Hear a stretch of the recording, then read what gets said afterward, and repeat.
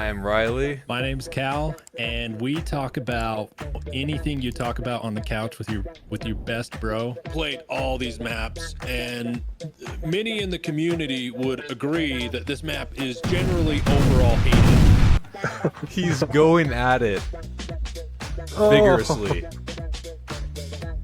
So no evidence then, poor deluded twat. I am an extremely passionate aviation enthusiast in my free time. Hello, everyone. My name is Riley. I'm with Cal, and today we're going to record a little follow-up episode to the Couch Co-op podcast. It's been quite a while since we've done one of these. For almost 2 years now, I think. Yeah, it's been a minute. How you doing, Cal? I have been up and down. I would say I've had a lot of high moments and a lot of low moments since we talked last. It's honestly crazy to hear you say it's been almost 2 years, but really, it has. That's insane to me. Yeah. Honestly, and I don't want this to become like anything that it's not or anything, but honestly, bro, since COVID, like since 2020, I feel like everything has been on fast forward. And I don't know why. I don't feel like everything. I don't know if everyone feels this way. Maybe it's just me, but I don't feel like everything like really went back to normal since then. And I don't know why. I can't explain it. Do you feel that way at all? I definitely feel that way. I've had a couple of turning points there myself with like moving to Arizona in like April of 2021, pretty much at the height of all that. And yeah, just had a lot of different life changes since then, and it's definitely I can relate to that very much so, because I've grown a lot since then, even in the last since we last did this even. So yeah, it's been a very turbulent period, I guess, in my life personally. Yeah. So let's jump into it. Let's start with you. How you been, man? Yeah, I've been Let's hear all of it. You're right, yeah. All of it, huh? Okay. Yeah. Everything. All of it. Every single detail. Well, as soon as I turned off the camera on our last episode, I went to the bathroom. So that's step one. Nice. Yep. Nah, but yeah, I'll try to kind of scramble the pieces together since then. Yeah, obviously that wasn't our like intended last episode of the show, right? But I think the both of us were just kind of generally speaking for the both of us anyway. We were just kind of both at a point where it was very difficult to kind of do the show and continue everyday life and whatever that may look like for us. Because at that point, I had just started a new job. I think I briefly mentioned it back then. I'm still at the same job, so I'm creeping up on 2 years and about 2 more months. It's been very, very up and down. I'm not living where I had recorded that last episode at now. That was at my aunt's place. My mom and I were just crashing there for a bit to save up to where we can move out on our own. That's where we're at now in an apartment. Which isn't very nice, by the way. We're hoping to get out of here by May. So, but beyond that though, my job has definitely been the biggest part of my life in the past little while, for quite a few reasons. I've had a lot of personal growth, a lot of like professional kind of work growth, I suppose, and like my ethic and how I'm able to carry myself in a job and all that sort of stuff. I have a boss who's been very supportive of me and very more kind of like a mentor toward me in the earlier portions. Not so much anymore, not for any like bad reason or anything, just because I've been getting more busy and having more on my plate lately. But yeah, I'm at a cabinet warehouse. I do a bunch of different things there. Honestly, the job itself isn't that interesting. It's like Jim talking about his job at the office on the show. If anyone's ever seen that, like, yeah, I wrap doors. There's like 6 different kinds of wood. I'm boring myself just talking about this. but um but yeah, yeah, I've met some very, very great people there, like some of the best people I've ever met in my entire life. I have a pretty solid group of friends walking out of there, which is not what I expected. Because I had a job, I don't know about you, man, but like I've kind of always expected to go into a job and be, oh, this is my job. I have my outside life, my outside friends. I'm not gonna try to make any friends here because it's my job. I wanna either you just want to get through the day and go home, or like you want to be good at your job and like succeed there. So why make friends and like I don't know ruin that? Well, I kind of had that mindset going into it, but luckily that kind of changed over time with who I met there. And yeah, I have a pretty solid group of friends there. If anyone on this channel watches my YouTube channel, I've made some videos with them and playing this Call of Duty and different things. But yeah, that's been going pretty well. A lot of downs also, like ups and downs. There are a lot of downs there, but we made it through it. The first half of this year was not very kind to me, but I did not expect this last half to happen, which I'll get to in a bit. But yeah, man, I've made a pretty solid like group of friends. I got a friend group. We got it's it's a very interesting group of people. We have me. I'm the youngest at 22, and then there's like a 25, a 26-year-old, and a 31-year-old or 30, and then there's a 67-year-old lady who's also a part of it. So yeah, it's a very interesting group, but I love them a lot. They've also helped like pick me up when I've gone down over the past since I started working there.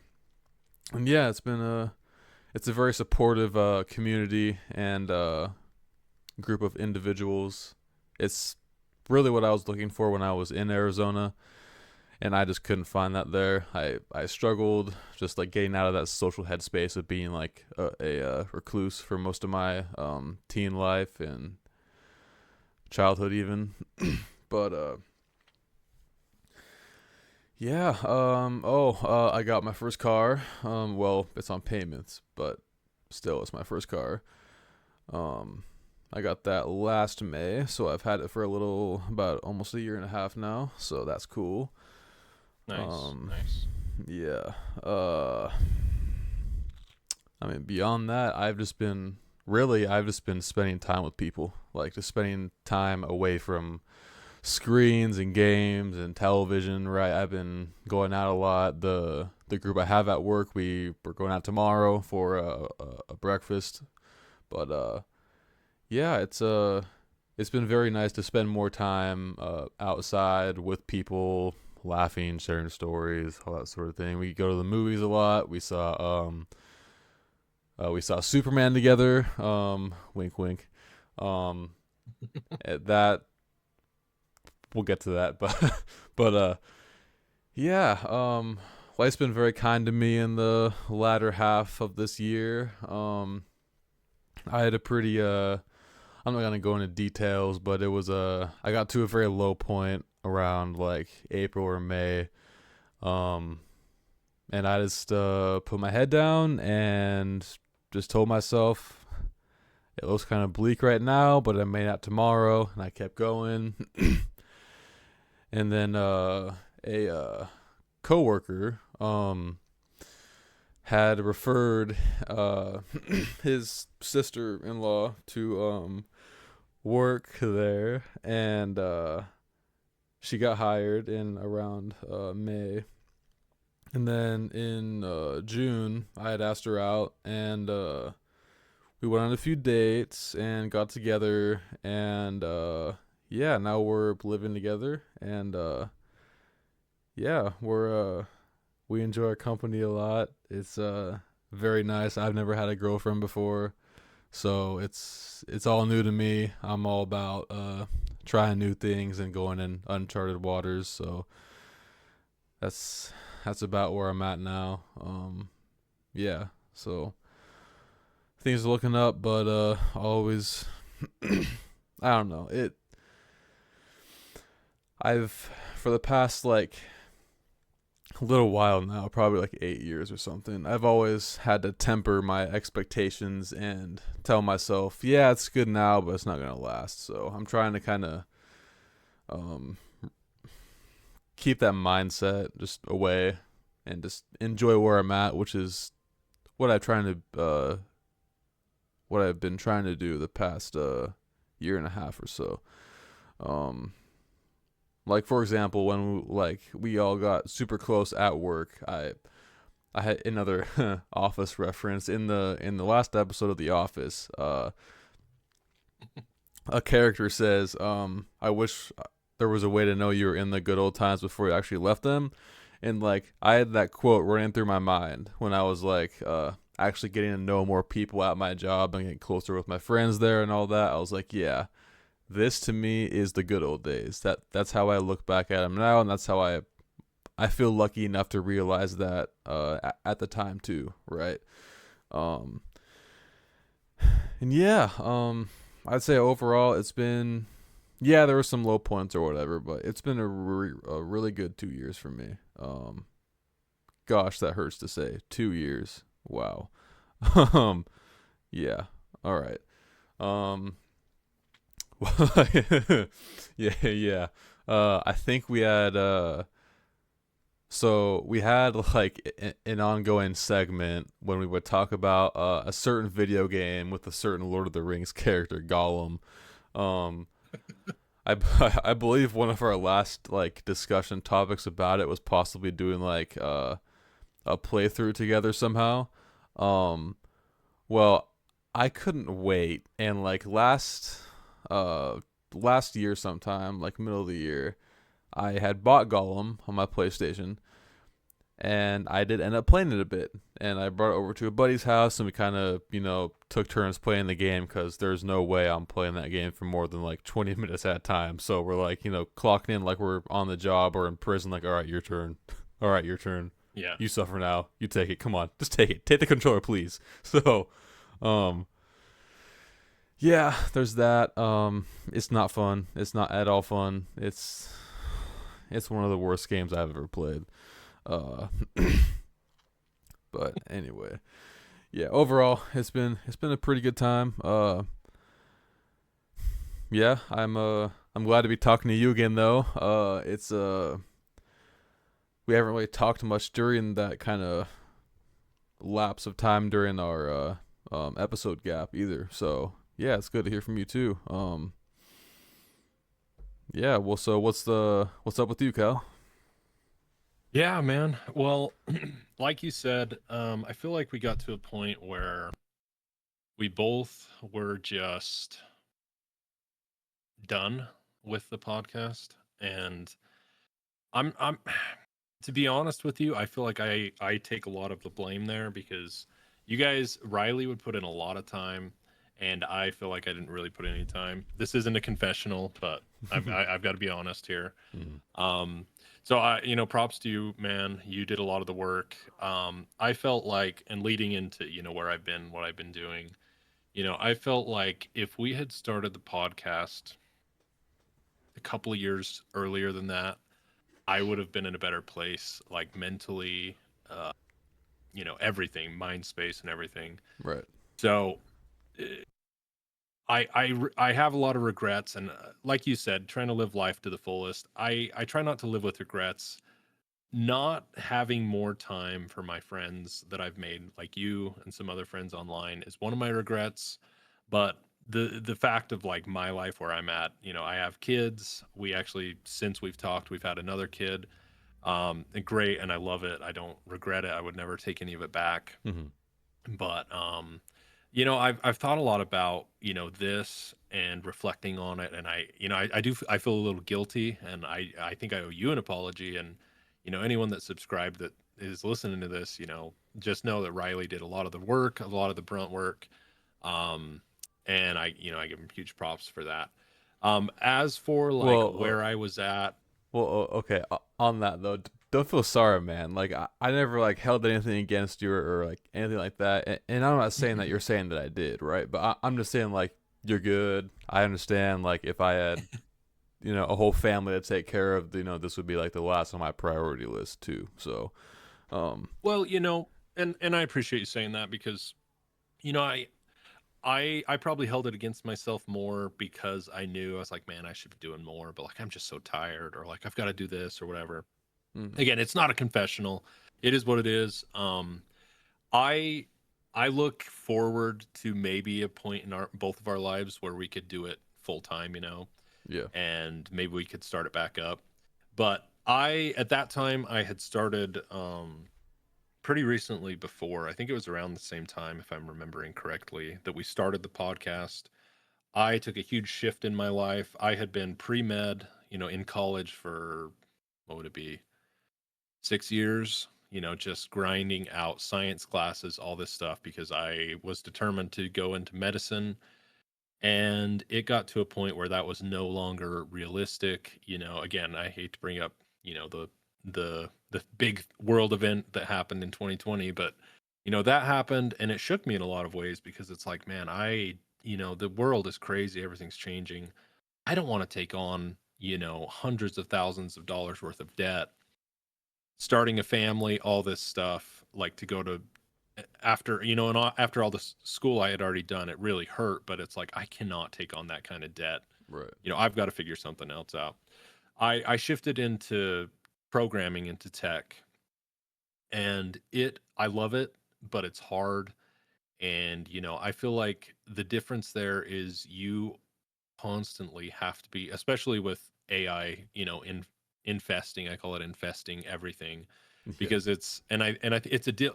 I really think it's a deal with the devil, because it's great, and like it helps me, like personally, it helps me program a lot, because I can be like, oh, can you hurry and like figure this problem out for me? But it takes away a lot of the brains, your actual like brain processing power, which is a good and a bad. And I feel like it's hampered me a lot, but it's good. So it's a deal with the devil. But tech is changing so fast. You just have to stay on top of it.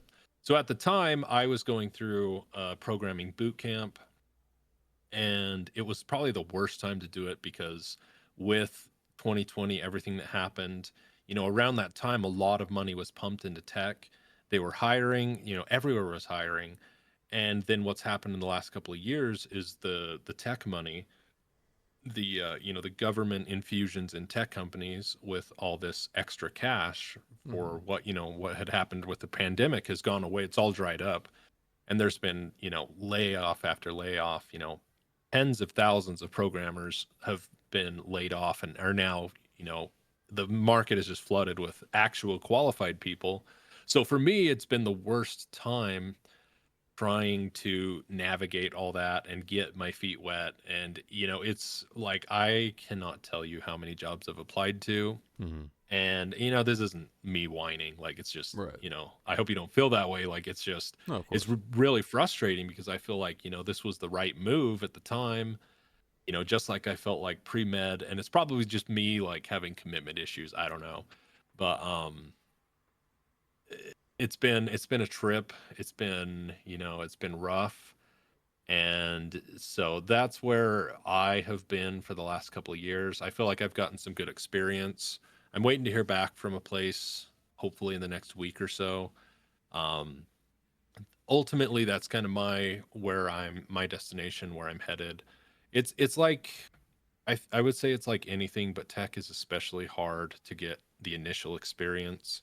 But once you do, I think you'll always have a job. So that's kind of where I've been. You mentioned like we haven't talked a lot, and that's again mostly my bad. I've been I hate to throw my family, or sound like I'm throwing my family under the bus. I've been busy with kids, running kids around and everything. And I look at my kids every day, and I'm like, how are you growing so fast? Like, please just stop. Like, I really want to like savor these moments with my kids, but life gets in the way, and everything just goes so fast. I'm 22 and my mom still looks at me that way, so I doubt right, dude. I doubt that I And, go like, anywhere. No, and it's never gonna change. And my point in saying all that is I feel like I have a much different perspective now than I did even a couple of years ago, because a few years ago I was like grind, grind, grind. Like there'll be time to like do all this stuff with my family later when I'm like set up where I want to be. But I've started to realize like, man, you just have to take every moment. And that's, I really liked what you're saying, like hanging out with friends, like taking all this time, like stepping away from screens, going outside, touching grass, as people say. Yeah. And I think that is great. I think that's so good. That's one thing I've been trying to do with my family too. The other big, I would say, well, not life changing, but the other big thing, I can't remember if it happened.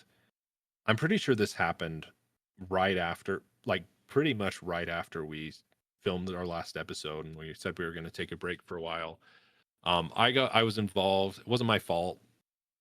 With our family vehicle and two of my kids in the back. I was stopped at a red light at a four-way or intersection with red with lights on each side, and I had the red light and I stopped, and my light went green.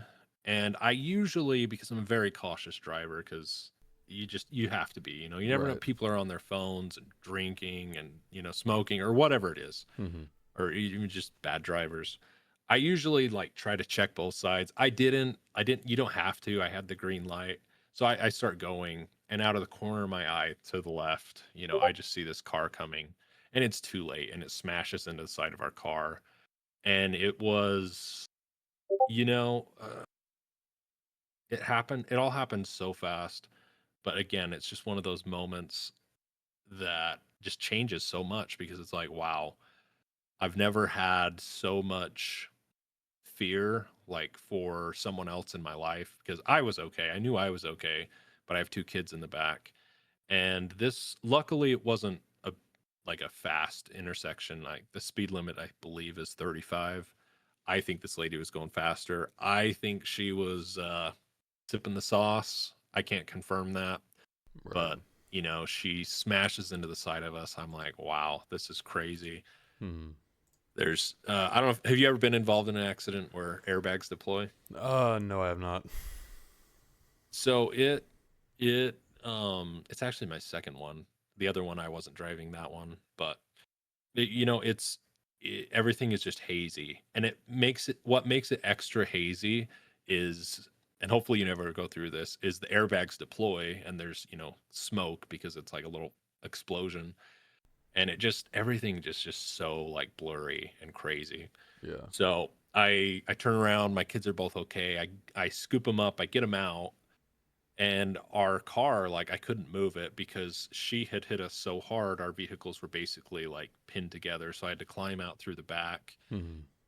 and get my kids out, and everything ended up being okay. Like there were no, at least to this point, there's no like lasting injuries from any of us. Right. My neck and my back at the time were pretty messed up because she hit right on my door, and right that brace in between like the front door and the back door, Mm-hmm. that's where she hit, luckily. It probably could have been worse if she wouldn't have hit there, but so that totaled our family vehicle, which sucks. And we were without a vehicle for a while, and then I don't know, like you probably know this, and I hope it's not as bad now as it was, but looking for a car in this day and age, even a used car, is just insane. Like prices, everything's so inflated. Mm-hmm. So we looked for a solid, like, I don't remember, man. It was like 3 months. And we were at the point where it's like we might as well just buy a new vehicle at this point, because the prices on a used vehicle are almost as ridiculously inflated as like a new vehicle. Like I think it would have been like a $5,000 difference Yeah. for most of them. We ended up finding a good one and we're happy with it. But it does suck because we had that one long enough. It was basically paid off. Like I think we were down to like a few thousand on it.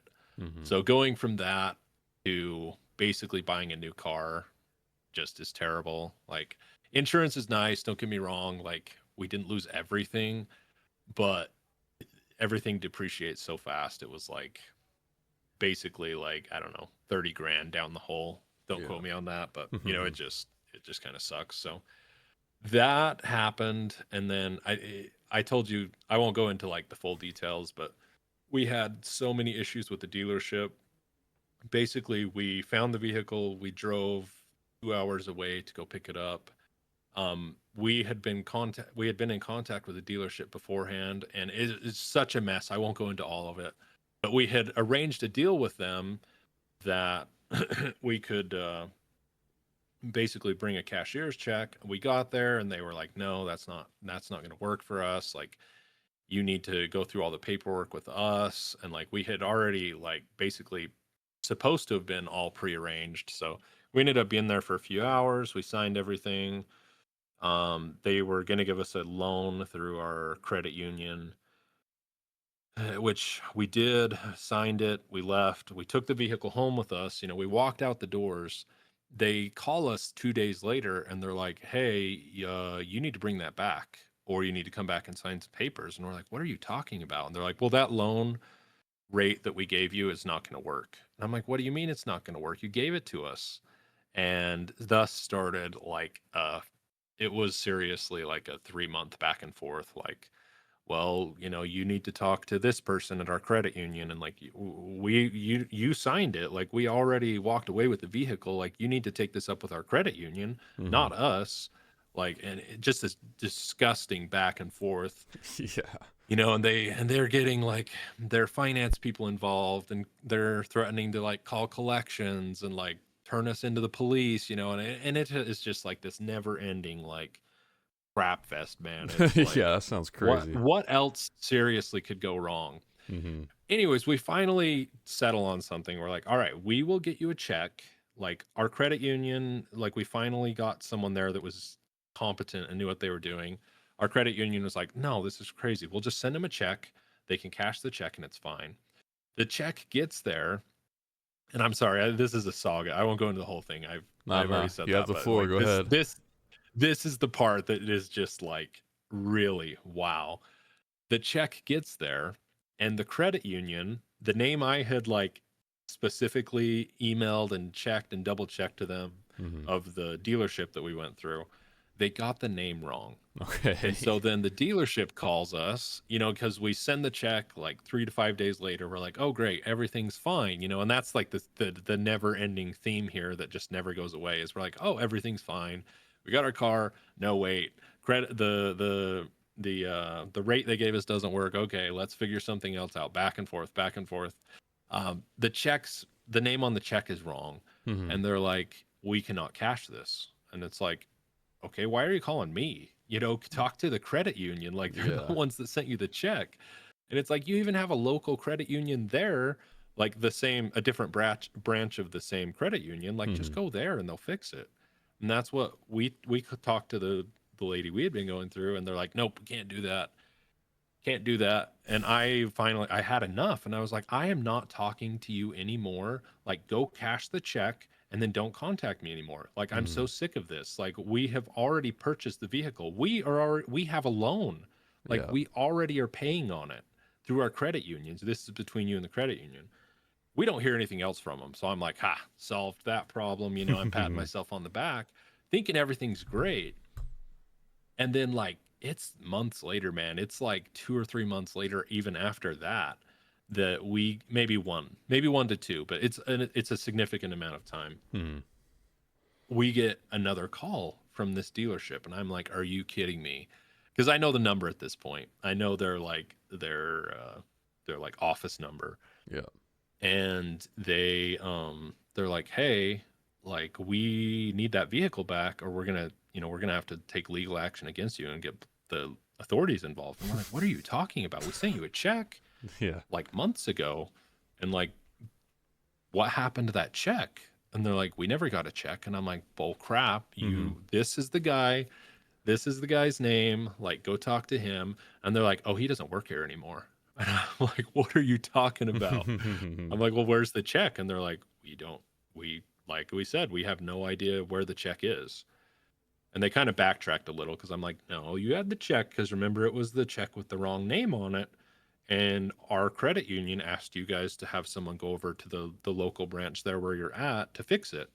and they're like, oh yeah, that check. Yeah, we don't know where that is. And I'm like, why are you calling me? Like, this is not my problem. Like, none of this has been my problem. Right. You guys made the mistake. Like, you got the rate wrong with the credit union. I don't know how you do that, but you did it. And, like, that's what began this whole saga. Anyways, it finally got solved, but it was like months, like 4 months of just pure, like, on the phone, back and forth misery. And I hope nobody ever has to go through that. Back up a little, there was, which kind of made it worse, which is why I forgot to mention this point. There was, I don't know if you remember, it was pretty big news. Let's see, it would have been 2024. See, now I can't even remember dates now. But there was a huge, like, nationwide auto hack. Like, someone had hacked in, and all the dealerships, like, and it was nationwide, all their computer systems were down, like their finance systems, like everything was down. And so that was part of the problem. Like, we didn't hear for a couple of months because everything was down. Their systems, like, they had to, like, I'm trying to remember. I think the systems were, I think they ended up paying like several $1 million in ransom because they couldn't figure out who the person was. I can't remember all the details at this point. But Yeah. anyways, long story short, not short, but long story. We finally got it. Everything's fine now. But it was just like the most ridiculously, like, I don't know. I always felt like, you know, people are probably at least pretty competent at their jobs.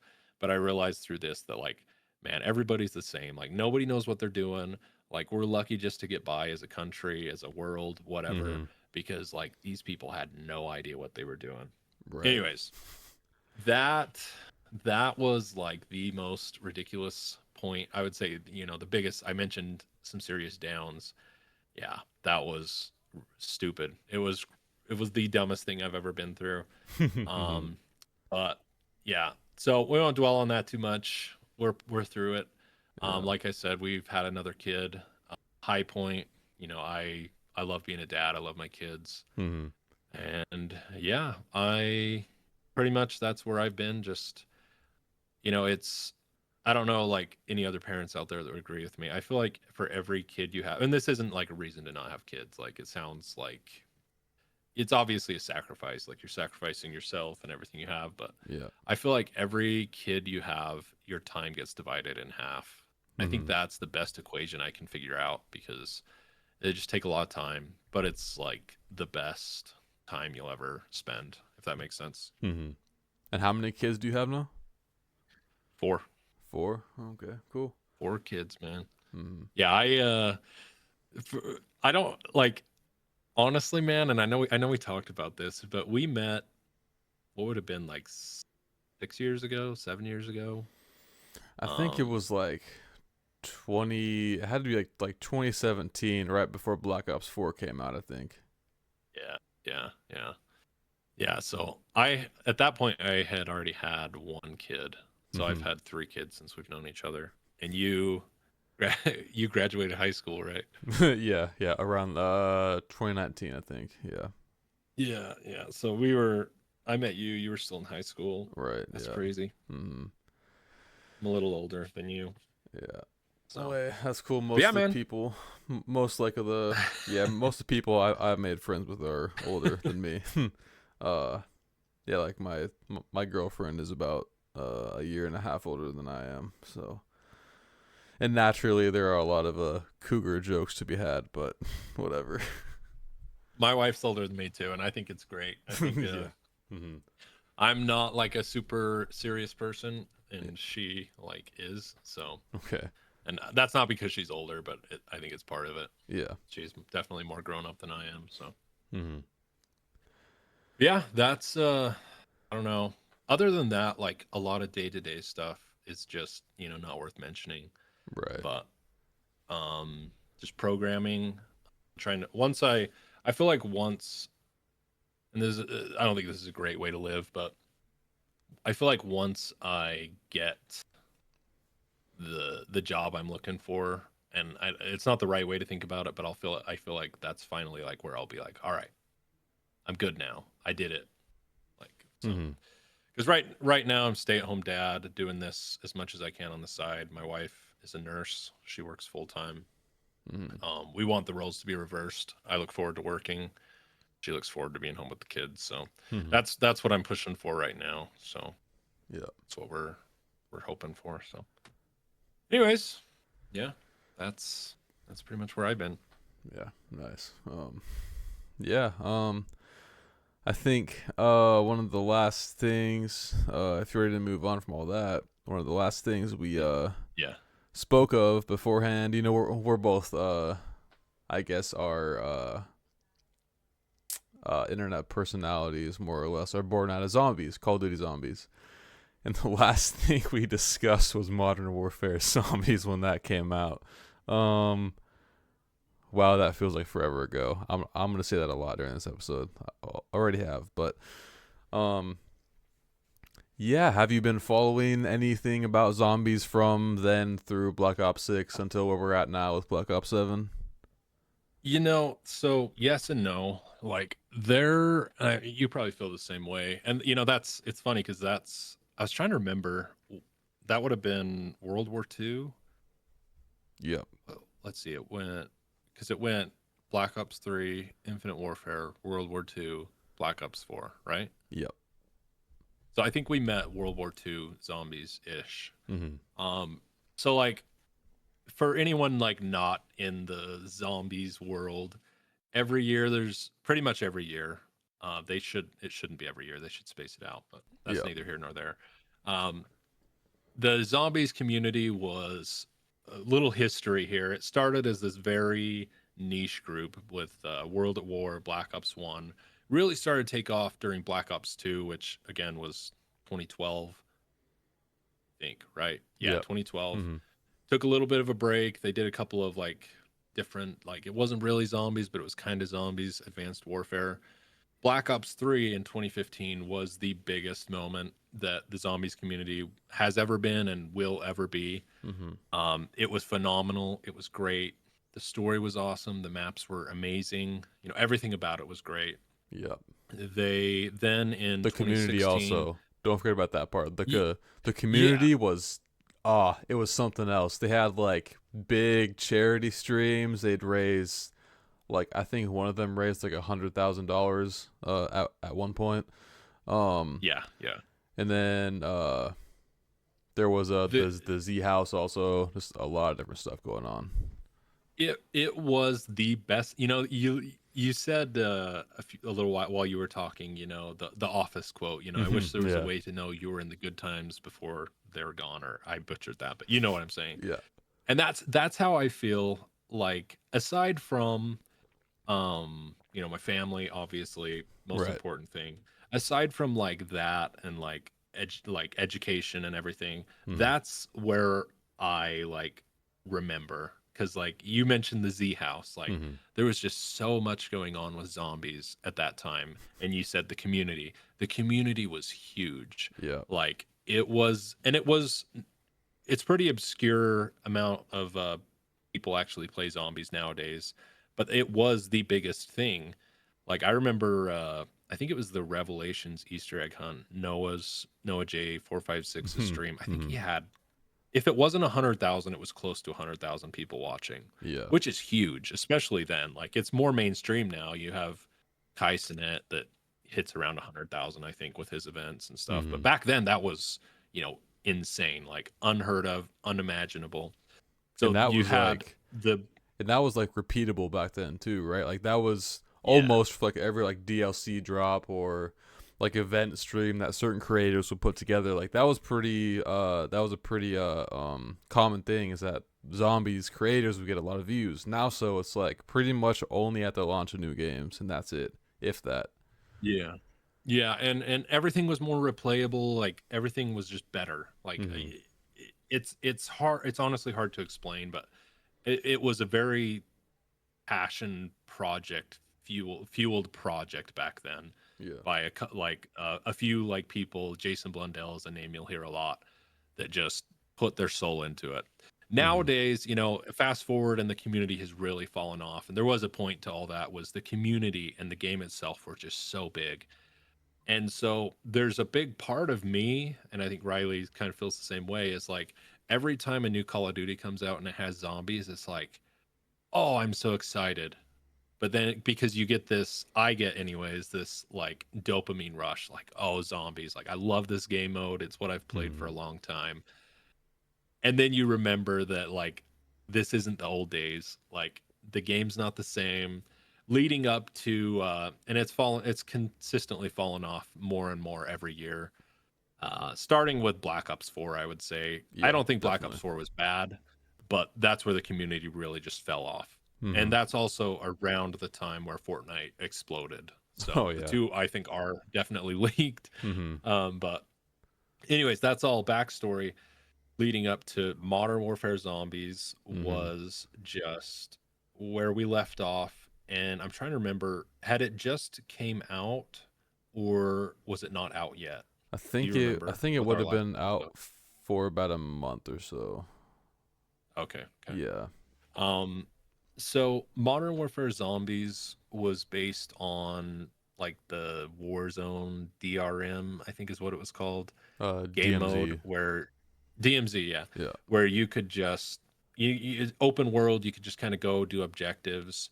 And I think that worked for DMZ. I enjoyed DMZ, but it just, for me, it didn't do it for zombies. Like, and I think part of the problem for me is I have a very like my way of viewing zombies, and I think a lot of people are the same way, if I'm being honest. But like zombies it's round based, so you kill the zombies, it goes up the round. There's Easter eggs, there's wonder weapons, this very like tight definition of what the game mode is. And what it's gotten more and more of lately, starting with probably with Cold War, where they went, what was the big mode called? Outbreak. Yep. Yeah, I think it started more with, whoa. Oh, I thought I lost it. No, we're good. It just went completely different from what everyone was used to, if that makes sense. Yeah. And so we get to Modern Warfare Zombies, and it was just an abomination. I'm sorry. I don't know. Did you like it? Did you enjoy it at all? I will say this. I think the launch was super promising, and then it got stale really fast. Like, they didn't do, because these games nowadays, they're meant to be live service, constant updates, constant added features, or locations, arenas, levels, whatever. And they just didn't really do that with MWZ. They started to. I think the first season everyone thought was okay, and then it just became this like I don't know, more so it's kind of the problem with like, well, I don't know, it's not a problem with how people choose to play the game. It's that I feel like the mode isn't targeted towards the actual zombies community anymore. It's more so targeted towards the Warzone players, the camo grinders, the multiplayer people who don't want to play multiplayer and just use zombies to grind like levels or whatever for their weapons, that sort of thing. And that's what it felt like MWZ was, because like I feel like the main attraction there was just to do the camo grind and get the I think it was the Borealis camo for Modern Warfare 3, like and which, yeah, the camo looked really cool, but I don't know, it was just too, it's just not the typical zombies that I feel like, and we'll get to it in a bit, but that I feel like Black Ops 6 struck that balance a lot better than MWZ. And yeah, MWZ was just not very well taken care of or well kept. I think I didn't play it, but they had a pretty good like ending quest at the end of the like launch, or at the end of the seasons. But besides that, I mean, people don't really talk about it. They don't really mention it at all. Like I was listening to a tier list like yesterday, and it's like current, like with all the Black Ops 6 maps, and then they just forgot about MWZ. So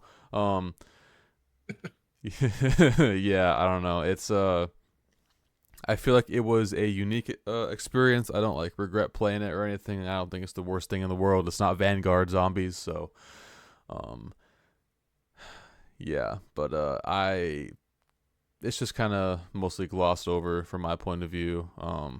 And it is by me also, don't get that mistaken. Yeah. But I can respect what they were trying to do with it. I just don't think it was.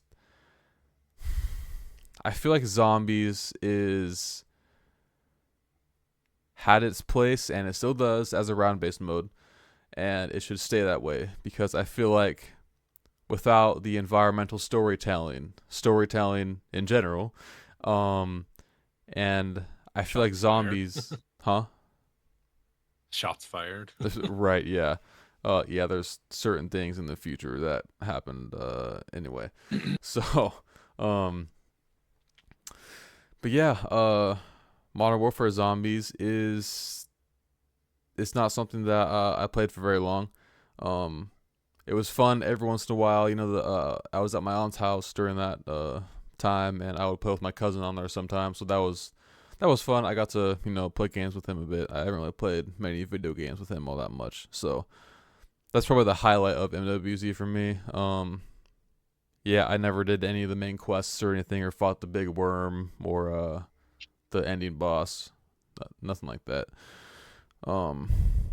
But yeah, I feel like Warzone as a whole is just kind of this like looming puppet master over zombies, and kind of like Call of Duty as a whole. Like there's this Mr. Dog JD clip. He's a zombies creator, and you know what I'm gonna bring up. And, oh no! And Call of Duty does this event every year called Call of Duty Next. Like at the end of like last month, around this time of the year, they do it to promote their upcoming game. And they fly out all these creators, and it's all like streamed online, and it's pretty much just talking about news and updates with the new game, what the Call of Duty franchise is up to, that sort of thing. And there's live gameplay and all that. And each of the creators that are there, they all have PC set up so they can stream directly to their channel of the game that they're playing at the event. And apparently, I don't know how it's worked out, like, by the minute detail, but it's something like this, right? They get like chunks of time to play each of the modes in the game. And Dalek, this zombies YouTuber, Mr. Dog JD, was playing zombies, and he was playing it, and I guess there was this like time limit of like 30 minutes or something on the map, on the new map, and this guy comes on the screen, and he's in the face cam, wraps his arm around Dalek and says, "We need you in Verdansk. We miss you," and he's like, "I haven't played my 30 minutes of zombies yet. Let me finish my game. I haven't finished it yet." A full round of zombies. Yeah. So, and then I didn't see like the end of the clip, but I would assume he was forced to end his match and then go play Warzone instead. So yeah, that is kind of like that's like how I see Call of Duty, like personified pretty much these days. Like for example, it's very small, but I don't like it, like armored plates and zombies. I feel like they've taken a good deal of steps since Call of Duty Black Ops Cold War to further themselves from that, like the ammo crates and just kind of making the environments more like zombies and not just like facility and Vietnam map or whatever. But right, yeah. Like this next map in Black Ops 7 looks pretty promising. But there's this thing also with the whole Warzone thing. It was heavily rumored before Black Ops 6 came out, so before MWC and Black Ops 6, that there would be an outbreak back in Black Ops 6. And we're at the end of Black Ops 6 now, and that didn't come. However, now there's going to be a Resurgence Warzone map coming out called, I believe, Haven's Hollow, I think. And if you take a magnifying glass and look at it, oh, would you look at that? It's 2 of the Black Ops 6 zombies maps put together in a Warzone map. But it seems that it was planned that way from like the beginning, is what it sounds like, according to leakers and insiders and stuff. Is that Liberty Falls as a whole was supposed to be a Warzone map or an Outbreak map, and because the community didn't like take to Outbreak and MWZ that well, they scrapped it, and but that's contradictory to what like Activision says, because at the launch of MWZ, they're like, this is the biggest player base for a modern zombies game mode ever, and then of course no one talks about it or anything anymore, which is like same with like Liberty Falls. Like they said, and they still say that like Liberty Falls is their most played zombies map ever, period. But I feel like they just don't take into account like there's people that like play zombies a lot, like religiously a lot, and I feel like that's more so our side. And then like obsessively a lot, yeah. right, and then there's the other side, which is like multiplayer and Warzone people, and like they just go in there to again grind like weapon camos and XP, and because it's like an easy accessible map, which isn't a problem by the way, it's just yeah sure, they play that map like instead of Terminus that came out alongside it, and yeah, it's a very dishonest way of looking at zombies, I feel. I mean, I think they're taking better strides with Black Ops 7 with like reintroducing survival maps and alongside the big one. But anyway, yeah. Basically MWZ was just it was just a footnote. Right. Yeah. Sorry, I don't want to cut you off. No, go Sorry. ahead. You said it right, and that's what I was going to start saying. Is it's just a footnote in the history of failed Call of Duty projects, and that's all it will ever be remembered as. It honestly it can't be anything more than that, because the problem I see it, my interpretation of what the problem is here, which is probably wrong, but is everything that has to do with live service is just never ever going to be something worth remembering, because it will change so much, and it has to. That's the model. It has to change fast. I think the best example, you mentioned Modern Warfare Zombies. I think it could have worked better, and you're right. Like they had the Red Worm event was really cool, but again, like their whole thing with like restructuring zombies and all this stuff was to make it more accessible. That was the big thing, like with I believe it was Cold War. They're like, more people have completed the Easter eggs than ever before because it's more accessible, and it's like, okay, that's fine, but like you stripped away every element that made it great, like the challenging Easter eggs, like Garad Karovi is a good example. Yeah.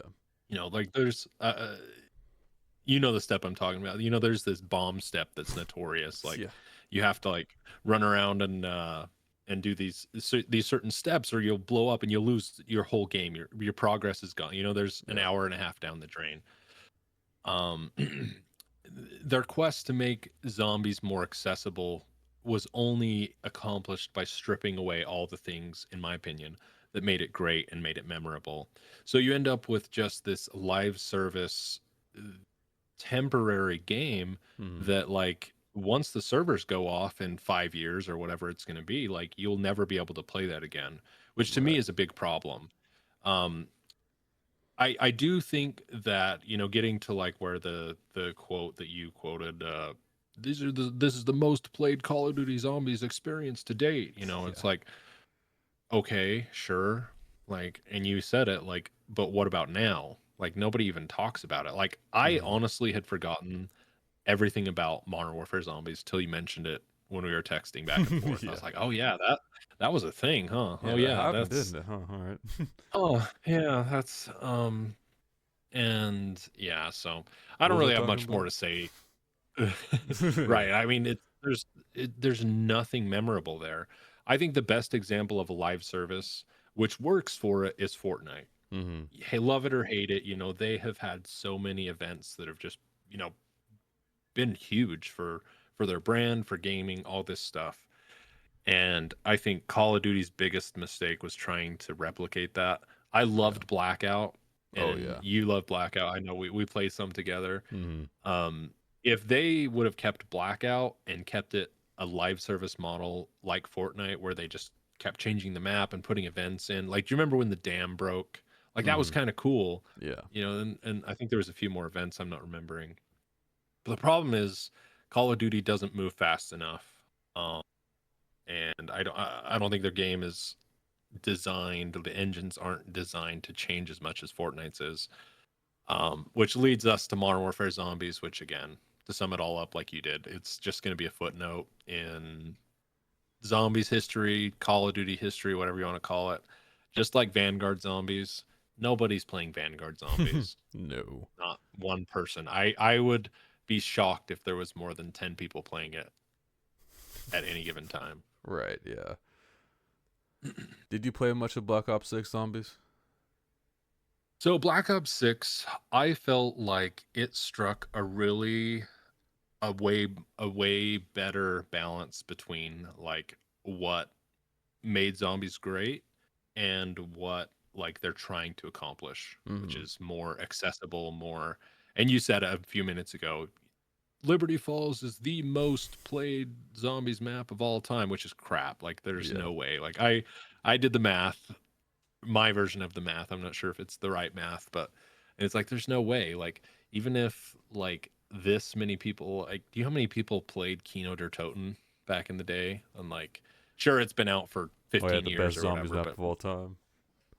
even then, right, exactly. Even then, like, there was still more people playing that than there are playing Liberty Falls. Like, I'm sorry, there's just no way. There are still people That's a playing sore Kino spot, Totem, though. by the way. Yeah, oh yeah, exactly. Yeah. But I felt like Black Ops 6 started out really strong, and without getting too much into the story, like the end of Black Ops 4, going into Cold War, like all the story details there. Right. It started out strong. Liberty Falls, I felt like was fun. I played a lot of Liberty Falls. You know, I played it a lot when it first came out, way more than Terminus. And I think Terminus is a great map. You know, top 20 for sure. I don't know. Yeah. I've never done a tier list for myself, but it's up there. Like, it's a good map. The boss fight's cool. Where they went wrong, right at the beginning, you know, they pull this. It's called the Sentinel Artifact, and it's from a news story. You know, another footnote in Call of Duty history. They back in Black Ops 4, they had started this different timeline. It had nothing to do, and we were told that, and we all believed it for some reason, that it had nothing to do with the Ether story is what it was called.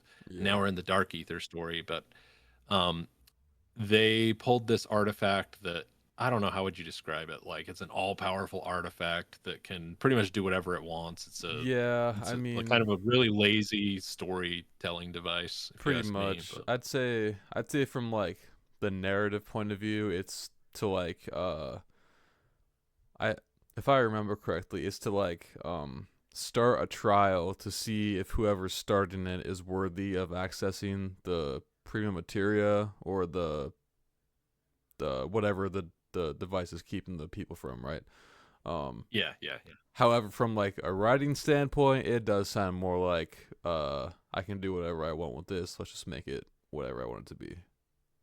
Right. It's, you know, it kind of reminds me, not like, okay, Marvel, like the Marvel universe did it really good with the Infinity Stones. I don't have any complaints, and I'm not saying they didn't do a good job there, because they did.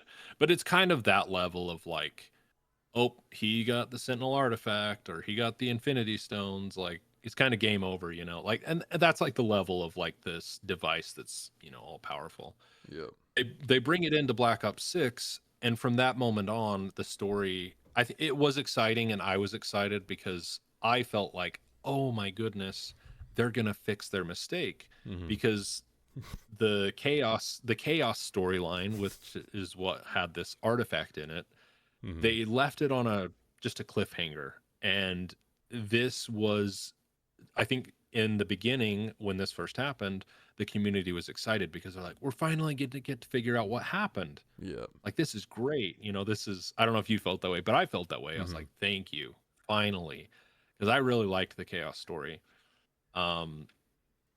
As it went on, and we'll talk about more of the maps here in a second, but as it went on, it became very apparent very fast that was not the case. Yeah.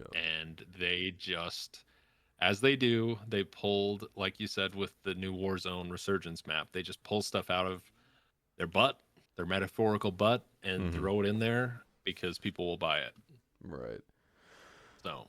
Yeah, I mean, I was pretty excited too when I saw the Sentinel artifact pop up on the screen in a Terminus ending cutscene. I was like, oh, well, I mean, this could go very badly, but at least it's kind of interesting compared to Cold War anyway, from my perspective. I didn't really care about the story in Cold War. Yeah. But, which, I mean, that can be said for the whole Dark Ether saga, I guess. But I thought, okay, this would go somewhere pretty interesting. And same with even the whole Liberty Falls, I have air quotes right now, story. Cause like, oh, there's this doctor, whatever, that's like trapped inside the Dark Ether. He kills us and leaves us there for dead, and then leaves. Bye bye, Dark Ether. Like, okay, that's kind of interesting. All right, where does this go? And then there's all the Blanchard memes and stuff. So there's already like love for the characters and stuff. So I'm like, oh, okay, this could be actually kind of promising. People seem at least somewhat invested in it. And then Citadel, it comes out, and I feel like that one, the map itself, it was kind of a sort of a letdown for me. But the story, yeah. Sorry, I will say, so the story for the map was not great, but I liked the map itself. Yeah. I will say that. I don't know if you agree with that, but yeah. I thought the map was cool. It was one of the high points of Black Ops 6. Sorry, continue. Definitely.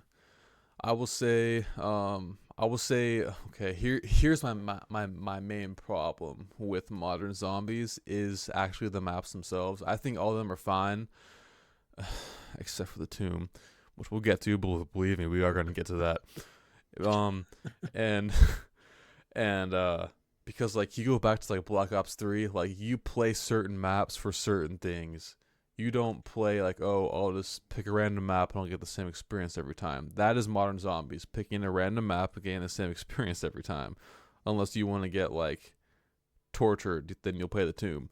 But anyway, I feel like Citadel just really didn't feel all that different enough. And I don't know, I can't really go into great detail, but I can kind of boil it down to just the environment and the detail that's like around me in the level itself. Like you load up Gorod Krovi, you are instantly transported into a war-torn Berlin. You have no doubt in your mind that's where you are, and you can tell that the art direction completely succeeds in that. Even though there are dragons flying around and there's a junk Russian in a mech suit, right? It's still, it's so good. And then you like load up into, I feel like Terminus has a slight exception. It slightly feels more like a zombies map, right? It slightly feels more moody and whatnot, and that's why I think that's my favorite map in the game. But however, from like then on, even somewhat Shattered Veil, I feel like people give praise to Shattered Veil for that. I don't know, me not so much, but it's just every map after Terminus is just kind of feels the same. And I feel like carrying on, there needs to be more specific things for them, for the maps. Like, I don't like field upgrades.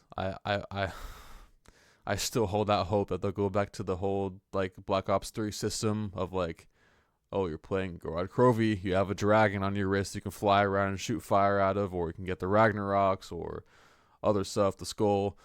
But no, it's just kind of all the same in Modern Zombies. I feel like the Mr. Peaks field upgrade was a great step in the right direction. Actually, I actually like that one a lot.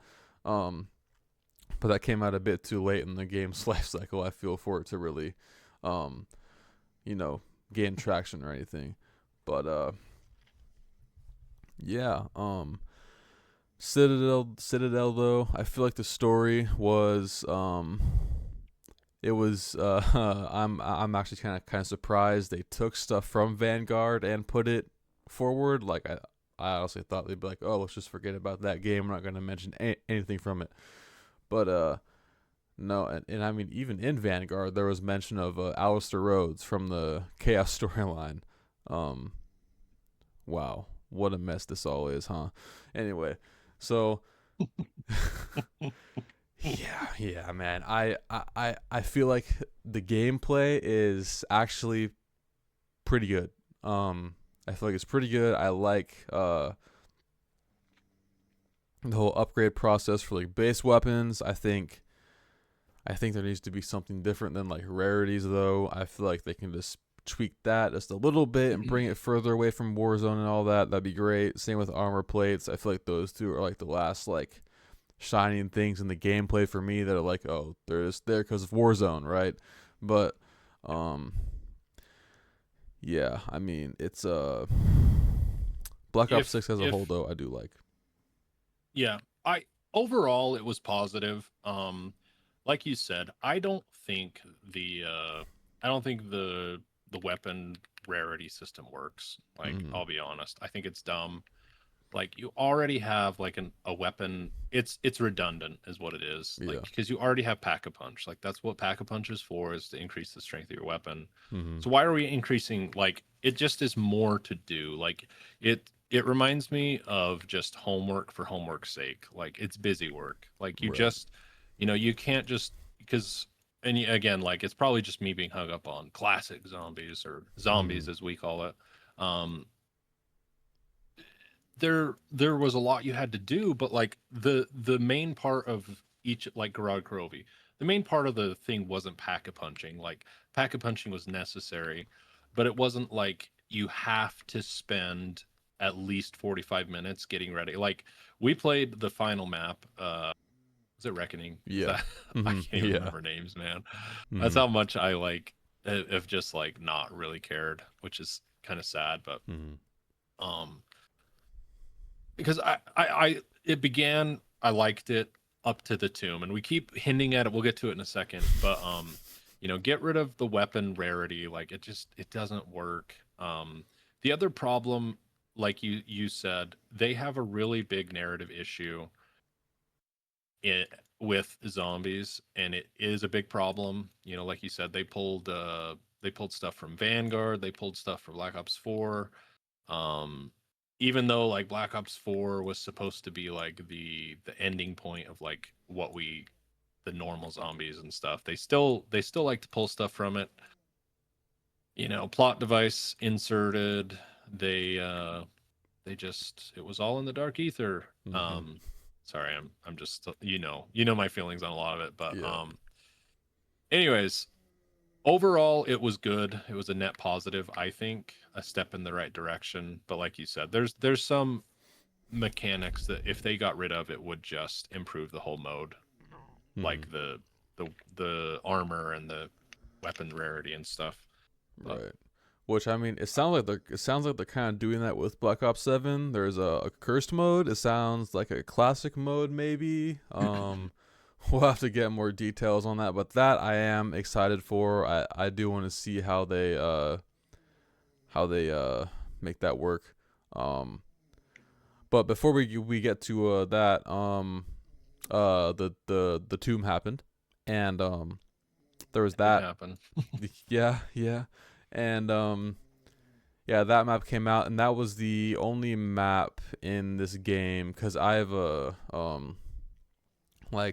group that I would run all of the maps with when they came out during that weekend that they came out, and we would always beat them on our first attempt, because we just wait for the guys to come out, watch Mr. Waffles, and then go and beat the map. Well, the tomb was the only map that we had to play through twice as a group to beat, because of the stupid Sentinel artifact. And that boss fight, I love and hate that boss fight. I love it because it's different, and it's not just like big guy, but it's it actually requires a tad bit more thinking, right? If you like shoot the artifact before it gets to a certain statue, it stops spawning that enemy for a bit, stuff like that. It's just very, very difficult, and I started to like it, and then we beat it, and then of course like 2 of our group weren't there, so we're like, okay, we got to run it again, and then we couldn't beat it after that. So I'm like, all right, this map sucks, this boss fight sucks, I'm not playing it again. But yeah, the map itself just didn't make any sense. Pause real quick. There's like a really big thunderstorm, so if I just lose connection, my power goes out, just so you know. Okay, gotcha. But no, continue. You're good. No problem. Okay. And of course it would happen while we're talking about the tomb, huh? Right. It's like the fate of it. The timing of it is uncanny. Yeah. I say the name of the map 5 more times, both of our powers are gonna go out.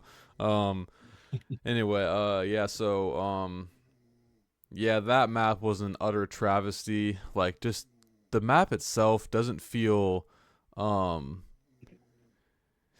it just doesn't feel like a zombies map to me. It feels ripped out of somewhere else. That somewhere else, I have no idea where it's from. But I was listening to this one zombies YouTuber called Afterlife, and he had mentioned this I don't know, this idea, I guess, that like developers have called ludonarrative, where it's like the narrative team and the environment team, they communicate, and that's how like the older maps back in the day, like Grod Krovi, are like they feel so well done, is because everything is like interconnected with the narrative and the map itself. And there just isn't that. Like, the map itself has like no connections to Origins besides the ice staff. But like, why is there like Origins music playing in certain parts of it? Like, there's no why? Just why? And and then there's the like, besides maybe like the colored portals. Like, is that what it's supposed to? Anyway, There's the rocks, though. You're forgetting the rocks. Yeah, that's right. I forgot about the rocks. Oh yeah. Well. Oh yeah, and then there's like the floating rocks with like revelations. Like, remember that? And the 480p skybox in the dark ether area. Yeah, I just don't like that map. I don't like the process to upgrade the ice staff. I don't like getting the ice staff to begin with. I don't like. Oh, okay, yeah. Here's the thing too with like the main quests as a whole with Black Ops 6 is that every single one plays out the exact same. Spend the first 10 rounds getting the wonder weapon or get it from the mystery box, and then do like 1 or 2 things after that, and then you're done with the quest. Every single quest in this game starts out with the wonder weapon. Every single one. You need like the wonder weapon to do like one thing.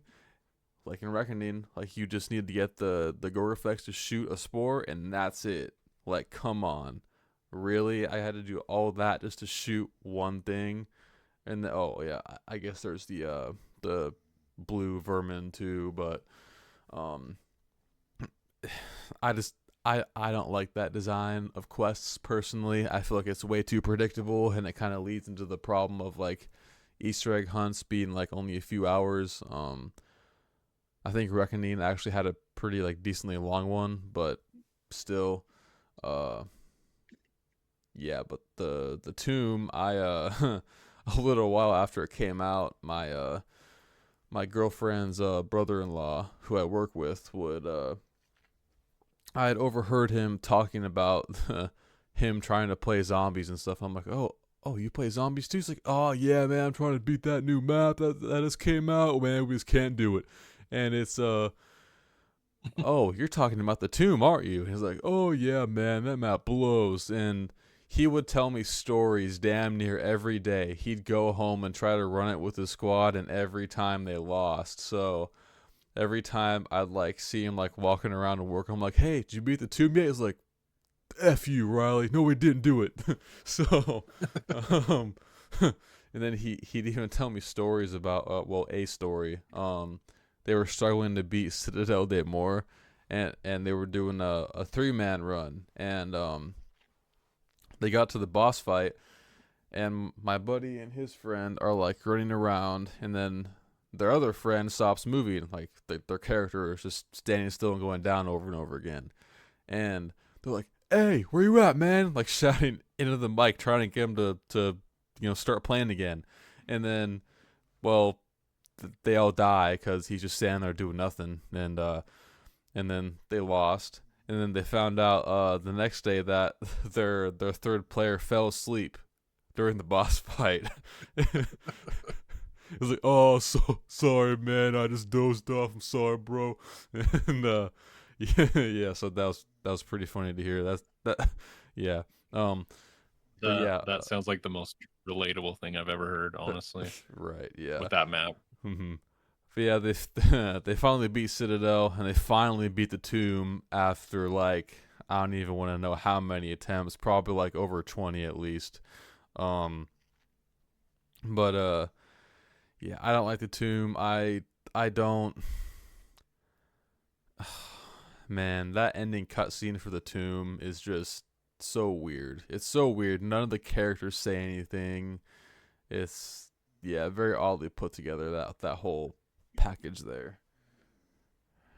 Yeah, I think I mean, I don't know, like, it just, that I had quite a bit of a, I don't know if excitement is the right word, but I was pretty excited. I was fairly excited through most of it. Mm-hmm. Like I said, I always get excited when there's a new one, and I like the story. I'm a story nerd. I like the story and stuff. Up to that point, I was like, okay, like, this is, like I said, there's the Sentinel artifact, which is okay. Sure, I hope they don't screw this up, which they did. I hope this isn't just like a one-time thing for them just to tell like 2 minutes of story, which it was. But I don't know, man. I got to the Tomb, and it was just like the fact that they, have the audacity. They can do whatever they want. Who am I to say audacity? But to just bring in the ice staff for just literally no reason. Mm-hmm. It was the biggest and I've thought about it a lot. The best way I can explain it for Star Wars fans is the new trilogy. They bring Han Solo back, and what did they do to him? They bring him back just to tell like 5 minutes of story for Kylo's, story arc. Yeah. And then they kill him. And it's just like the biggest, like, why did you do that? Like, that didn't need to be in there. You could have just not mentioned him at all, and the story would have been exactly the same. It didn't change anything. Like, sure, I guess it gave him motivation or whatever, or whatever. But it's like they did not have to put the ice staff in there. And to me, that was one of the most egregious things I've seen with the game. It's just like, okay, all right. Can we throw the Apothicon Servant in there too, just right. So we have another one, But yeah, I don't know. I'm salty about that, but and then the boss fight was just. I'm glad to hear you liked it, because I hated it. I got to it, and I almost beat it, and I died, and I was just like, I have no desire to do that again. Like I could not be bothered. Right. Yeah, I think the biggest issue that keeps coming up in my mind for all of it is just they keep introducing things for no reason. Sentinel artifact, the ice staff. Kraft being Richtofen's father. Oh, yep, exactly. Exactly. It's like, okay, cool, I guess. Like, that doesn't really change anything. Like, you're just name dropping at this point. I feel like I've rambled enough about it. I don't really know what else to say. Like, it's just disappointing. It's disappointing to see where it's at, like where it went to, because like you said, the narrative team and the map team and like the sound team and like all these people work together to put this really cool, I think Gorod Krovi is the best example. Just like, you're there, like you feel like you are in the setting, like you're there, and there's these dragons and stuff, but I think the biggest problem I see is they're not willing to take risks. Like they just are going with this very safe narrative. They're like, let's bring up all the things that people used to like about it and throw them at the wall and see what sticks. And I think that just is not great Right. overall. So, Well, just to round out, I I'll go ahead. no, I was just gonna say overall, I would give Black Ops 6 a 6. Like it was okay. Okay. It's just kind of how it is. Mm-hmm. Well, to round out the zombies talk, what what do you think about where the story's going then? Because we had ended off Reckoning with the OG4 all returning, they're back somehow, and help. Yeah. Honestly, like where can they take this? How can they make this make sense? How can they make it like not disrespectful? well, I think that is their biggest issue is no matter what they do, it's going to seem that way to, the core fans or the original fans. Because they had at the time okay, back up. How did you feel about how they ended their story with Black Ops 4? Did you like that? Were you disappointed by that? I felt it was okay. Their story, I was a bit on the fence about. I know that there was a lot of like behind the scenes issues and whatnot, and how the story ended or whatever. But I don't know. I wasn't very satisfied. I don't know how you satisfyingly end a story like that that's been going on for that long, especially after you said that you ended it in the previous game, and so And the one before that. right, yeah. Yeah, I feel like how they rounded out the story as a whole with Sam and Eddie going to a new world was a very beautiful moment. With like the whole crew dying and stuff, I think I like it a bit more than I used to. I like all their like last quotes and whatnot, and final kind of story beats and their reflections about the past and all like I think all that's good stuff. But yeah. So I asked you that because it's grown on me. I was not a big fan of it. We probably talked about it. I don't know. You probably remember me saying some really bad stuff about it, and I still don't think it's great. Yeah. But I understand now like where they were going because it was I think supposed to be this very emotional like goodbye, and that's essentially what it was. Like I felt like they did a really good job at that. Um, you can get into uh the stages of grief and like mourning and like grief and stuff and I feel like I feel like what they did really good with that is we kind of went through those same stages of like reminiscing and mourning and like all these things, which sounds weird to say about characters in a video game, but Yeah. I see that now. Like I think that's really what they were going for, like is this very like reminiscent, like you said, like you get to hear their quotes and there's the music and like all this stuff, which I didn't like at the time. It's grown on me a lot. But now that just seems so empty to just because that was it. Like this is the end. This is, and they said it like we're never gonna talk about these guys again. Maybe a little bit here and there. I think Craig Houston said that. But so you have this really emotional send off, and now it just doesn't mean anything, in my opinion. Yeah. It's just, I think we all knew it was going to happen. Like, you'd be silly to not expect them to do it, just the way they do things. But it does seem like a really big slap in the face, in my opinion. But at the same time, I'm excited. Like, Yeah. which I think it was like meant to be this really provocative, like in your face, like now you got to come and see what happens. Now you gotta follow the story again, which I think they did. I think was their actual goal. Like I think the slap in the face to like me, for instance, was like an unintended thing. Maybe it was intended, but it does seem like a little bit of a slap in the face, but I'm kind of excited, if that makes sense. Yeah, definitely. Yeah, and I hope it's good. I hope they knock it out of the park somehow and make it good. Um, I feel like at least the zombies maps are heading in a good direction from the looks of it. Yeah, I mean, I'm definitely more I'd say optimistic than pessimistic for Black Ops 7 Zombies as a whole. Good. That's good. I Yeah. think to their credit, they've done enough like testing, like to see what sticks and what doesn't, like with Cold War and Modern Warfare and Vanguard, and I think they have done like quite a bit of beta testing, if you want to call it. Mm-hmm. So I'm really hopeful that this is like the turning point for the mode. Yeah. But I think we'll have to wait and see for that one.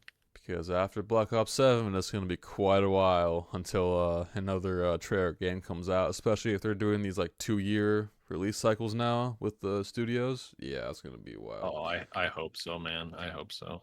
Mm-hmm. Yeah. Well, And I think. yeah. Oh, sorry. I was just gonna say. I think that's the main issue is they just don't have enough time to really spend on narrative and stuff. I think Right. narrative is the biggest problem I have with everything. Mm-hmm. Like I can get over mechanics and stuff, like sure, whatever.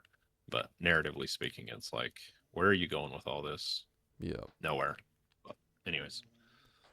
Yeah, I think it'll be Superman. Speaking of Superman, a Superman movie came out this year. I went to go see it with my group of friends at work. I had kind of talked them all into it because I'm like, hey, I'm a fan of James Gunn and his movies. I love the Guardians of the Galaxy. I thought Peacemaker and Suicide Squad were really funny and actually really well written and stuff. I'm like, yeah, this is gonna be great, man. Superman, he's back. Even though I'm still kind of, I like Henry Cavill as Superman like probably the most, but Yeah. But I was like, yeah, this is gonna be good. And besides, it's new Superman. Like, you gotta see how they're gonna do Superman this time, right? It's Superman. Like, come on, right? So, like, I had talked to my buddy Dave. He's like, no, I'm not going to see that. I'm not going to see that. Like, he does not like Superman at all because he just thinks he's this big, overpowered guy, which he is, but just doesn't really have a whole lot of like room for story growth in that way, right? I had gotten all my work friends on board. Like, yeah, we're gonna go see Superman this weekend, like opening weekend. And I'll say when I was watching the trailers, I'm like, why? What? This movie looks absolutely packed full of stuff. How are they gonna be able to tell like a good story? I was genuinely worried about it, and but I was still optimistic. I like Superman. I like James Gunn as a director. And I was like, okay, it's going to be great. It's going to be great. I'm going to like it. And I walk in and I walk out when the movie's over. And I can say it was definitely subpar from my perspective. Yes, very big opinion warning, by the way. I don't. I was thinking about giving it another watch to see if that changes at all, but I do think it was definitely packed with stuff that's not that I would not really like in a Superman movie if I were to watch one. I just think I think there are just like certain things that I am sick of in superhero movies. Nanotech and multiverse. And those two things are in this movie. And I'm like, as soon as I heard those words, I'm like, come on. Are we serious right now? We're really going to start this new DC universe like this already in the middle of all of it. And yep, that's what they did. I feel like it was definitely less of a Superman movie and more so of a here is the introductory to our new universe movie. Like, it should have been called something else. Yeah, I was not very pleased with it. Yeah, I don't know. Like I said, I'll try to give it another watch sometime, but as of right now, I'm not a fan of it. Okay. Yeah, so I had maybe a little bit of pre-bias going into it because we had talked at that point about it. Mm-hmm. I did watch it, and I will say, without going over too much that you already talked about, I don't know what to say. I think because one thing you pointed out to me, so I was watching for it specifically, and you were right. There's this, spoiler alert or spoiler warning for anyone who hasn't seen the movie yet. Mm-hmm. There's this part where Superman and Lois Lane are talking in their apartment, his apartment, her apartment, I can't remember. Doesn't matter. In the background, there's this giant, what is it? It's like a galactic worm, or I Yeah, don't know. something It's like like this that. giant Yeah. like space creature. It's a very James Gunn type thing. It's in the Potskin. Yeah, it's something you would see in Guardians of the Galaxy. Right. Probably did see it in there. But Mm-hmm. and Superman and Lois Lane, they're just having this, chill conversation, and she at one point she's like, "Hey, like shouldn't you go, or does she? I can't even remember now. I'm pretty sure she says like, "Hey, you should go do something." He's like, "Ah, they're fine. They got it because the Justice Gang is out there." Yeah. And which is Hawk Girl, Green Lantern, and Mr. Terrific. Right? Yep. I think those are the ones in there. Mm-hmm. And that on its, again, I think the biggest issue with the movie is consistency because, like you said, there's a multiverse and there's nanotech, and you get to a point where it's just like there's so much going on in this movie and none of it makes sense. Like why, like Lex Luthor doesn't really have a motive other than he just doesn't like Superman. And that's like his driving thing, which it's like, I don't know. At least, you can say whatever you want about Zack Snyder and the Snyderverse, but at least Batman had like this motivation and not like Superman. He was tired of seeing cities destroyed and like all this stuff. And he's like, I'm going to kill that guy. Like that's all. But like, I think James Gunn just doesn't, I don't think he gets depth of characters, which works for Guardians of the Galaxy, but doesn't work for Superman. Because my whole takeaway from the movie was, life is important, life is impactful, life is worth protecting. That was like Superman's whole thing is like, I'm going to protect the people and all this stuff. Well, he says that in one scene, but then in the next, like, there's this giant galactic goblin or whatever it is attacking a city, and he could care less. He's just like, and he's basically just, sitting there whining on the couch to his girlfriend. And it's like, I thought you were about like the sanctity of life and protecting people and like being this hero.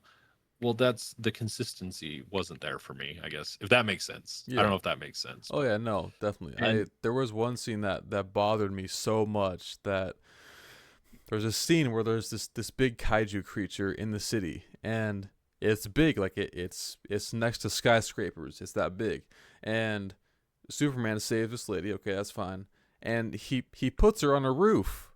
What are you doing? Fly like at least a few blocks down. Like what if that creature knocks the building down or knocks the building on top of that one? Like, come on, man. All right, well, and then of course there's the one with the squirrel. Saving the squirrel. I actually like that scene quite a bit. I think it's my favorite one in the movie, actually. But I think that one's just cute. Yeah, and then there's stuff with like Superman talking to Lex Luthor about how human he is and stuff at the end of it, and it's I feel like a lot of it there's no setup and payoff, like with the whole Superman actually like I guess taking his Kent family instead of the Kryptonians, right? At the very end, and like looking on the screens and using that as his healing. I'm like, okay, that would have been cool if we actually got to like know Ma and Pa Kent that well, but I feel like we didn't. Like we saw them in 2 scenes, and it just feels like it relies on pre-existing knowledge that, like, oh yeah, that's Superman's parents. Like, yeah, you know them, right? Yeah, we don't got to go too much into them on this run, but you know them from like previous incarnations, so we're not gonna spend too much time on them. But yeah, I just don't really have all that much to say about it. Like, which I feel like is like a fair way to look at it from from James Gunn's perspective. Like, everyone should know who these people are.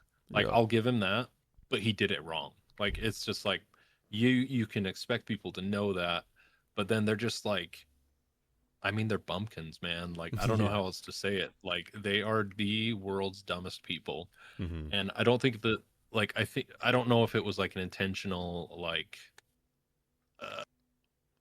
or slight at like most of like middle America, like just the good down old farming folk, you know. right. That's kind of what it felt like. It's like I think as you brought it up, I remembered there's a scene where he's talking to Pa Kent out on the porch, and they're just kind of, you know, just chatting, and you probably remember this.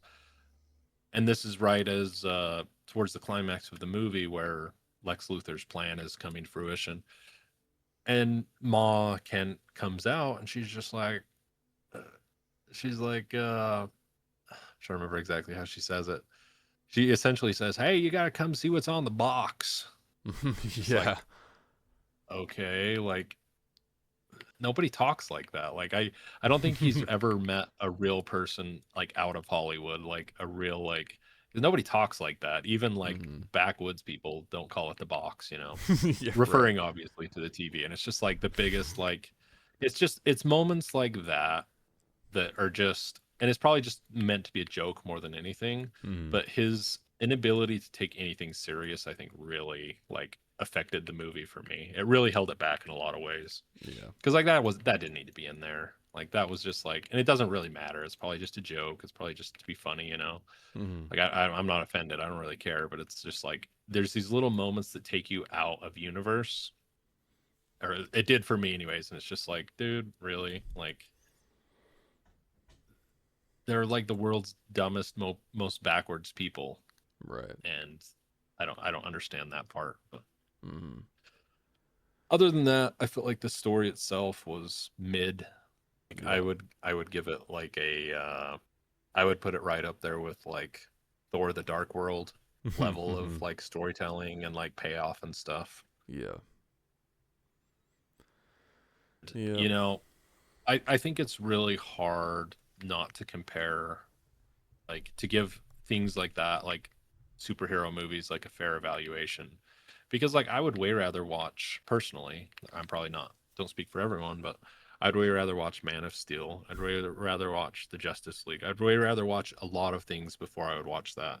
And, you know, dipping into the Marvel Cinematic Universe, like Iron Man and Captain America were two of the like founding movies for the universe, and they set it up so well because they told a story with like little bits in it that like led to the greater story, you know. Yeah. But it wasn't like the whole point of the movie wasn't just to set up this multiverse, like you said, or like the universe, the extended universe. Like, it was a good story. Like, Iron Man is a good story on its face, where I don't think Superman is. Yeah. This too. Superman, whatever Superman we're on. So I don't know. I don't know if you have more you want us to talk about it, but I don't think it is a great start for the universe, and I am kind of worried for it. Yeah, me too. Yeah. But yeah, it definitely makes me more worried for everything else. I mean, I think yeah, that's all I'll say about it. I was just gonna look up the box office for it real quick. Which I think it actually did pretty well, if I remember correctly. James Gunn's Superman earned a worldwide box office of 615 million. The film grossed 54.2 million. Oh, it's not bad. Yeah. I mean, it didn't lose money.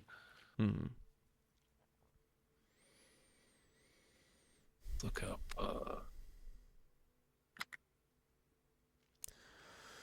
Yeah, I mean, I am my own. I thought because and then at the end of the movie too, Supergirl was teased, and I'm like, okay. Oh yeah, I forgot about that. Because my first thought when I saw that and that there's gonna be a Supergirl movie, I think next year or the year after, is that okay? There's probably a pretty good chance. And I'm not like saying it because this is like a bad thing, right? Or I have no ill behind saying this, right? I'm just saying this is how I predict it's going to be because of recent kind of political saturation in media. I feel like because it's going to be like a female-led movie, that it's going to be probably a better written story, and it's probably going to be more like just cohesive than like Superman was, and that it'll probably end up being the Superman movie that I would have wanted. That's just my kind of expectations for that. Yeah, I would say I'm right there with you. I think it will be that. I do like who they chose for Supergirl. Like she was in House of the Dragon, right? I think. Yeah, I think that's what it is. I thought she did a good job there, so I was happy with that casting. But again, it's just dropping it in last moment, and she's effectively drunk. She just stumbles in drunk to get her dog from her cousin. It just is very James Gunn-esque. Like, okay, where were you when the world was ending? Which I think is like a very well. I was on a different planet. Okay, but it is like a very lazy, like, why wasn't Supergirl here? Oh, right. She was just off partying. I don't know. I'm excited for it, but I'm interested to see how it goes. So yeah. Well, wow, we've been doing this for an hour and 40 minutes. All right.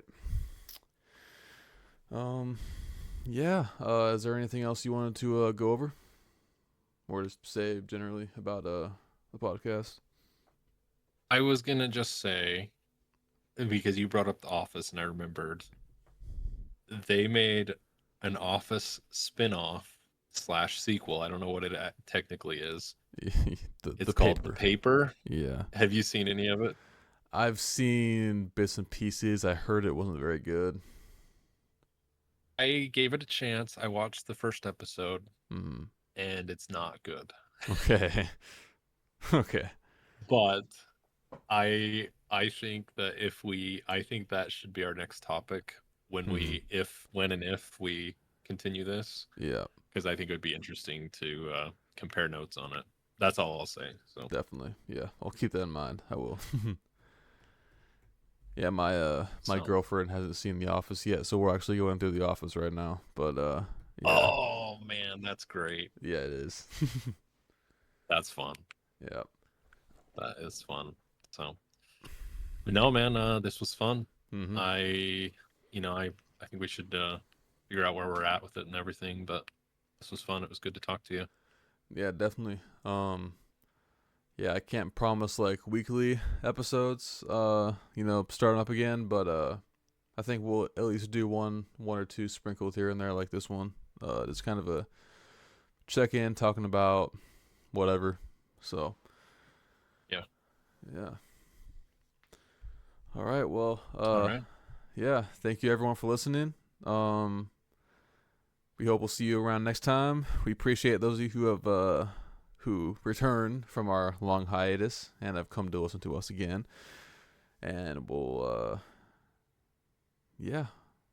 bye for now. Yeah, see you later. Bye.